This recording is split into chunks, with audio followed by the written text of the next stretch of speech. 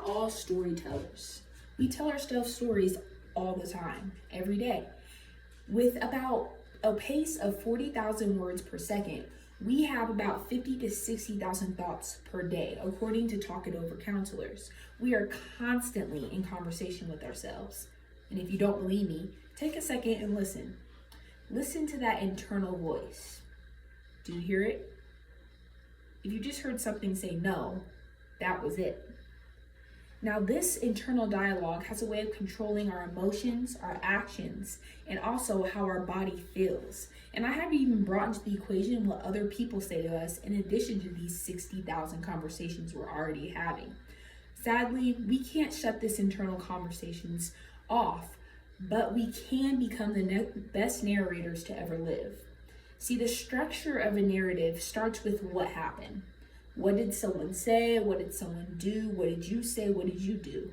Then we decide to make meaning out of what happened. We can't help but make meaning out of it.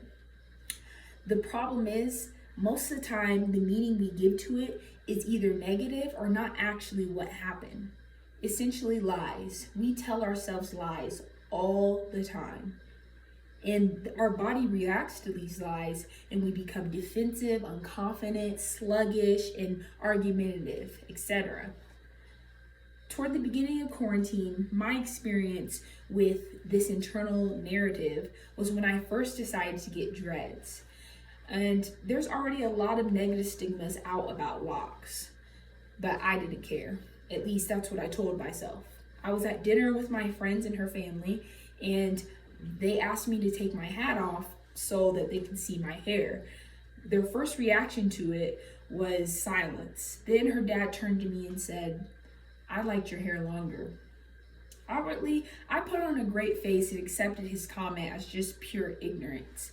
And at the end of the day, I couldn't shake the feelings that the comments gave me. I wanted to brush it off and just act like I wasn't bothered, but I was.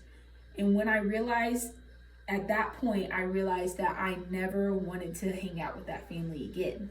Going back to the structure of a narrative, what happened was he said, "I liked your hair longer." But my internal dialogue was, your hair is ugly, your hair is unmanageable, Black people's hair is ugly, and Black people's hair is unmanageable. What did you think you were doing? You had no business going out with your hair like this. But where did all this come from? He said, "I like your hair longer," and I made it mean Black people's hair is ugly and unmanageable. Where did I get that from? It's not what he said at all. It's surely not what he said, but I learned it somewhere. Maybe I was the ignorant one. For weeks, this comment bothered me, and it kind of plummeted my self-confidence. I couldn't understand why, though. I felt very stuck in these emotions. The first thing I realized was that I was being pretty inauthentic. I was trying to pretend that I thought my hair was beautiful, when in reality, I didn't. That's why those comments hurt so bad. I was giving meaning to something that was void of meaning. I had to deal with the fact that I was telling myself for years, Black people's hair isn't beautiful. So how do I fix this? How do I change this narrative? And that's making me feel so worthless. I gotta do some work. And for me, that meant doing research about the history of Black people's hair and understanding where these thoughts came from.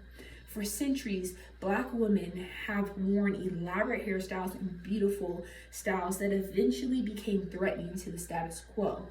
I read on Vice.com that these hairstyles used to entice the attention of men, and specifically white men.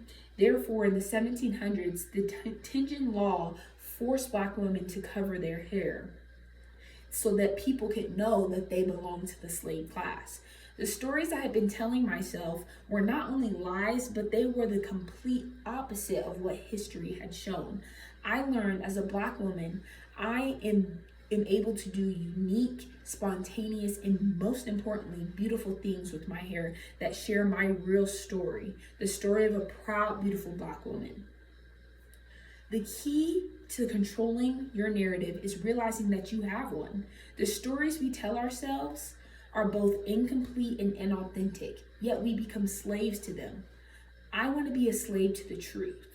When we change our narrative, we leave room for the beautiful truth to flourish in everything that we do.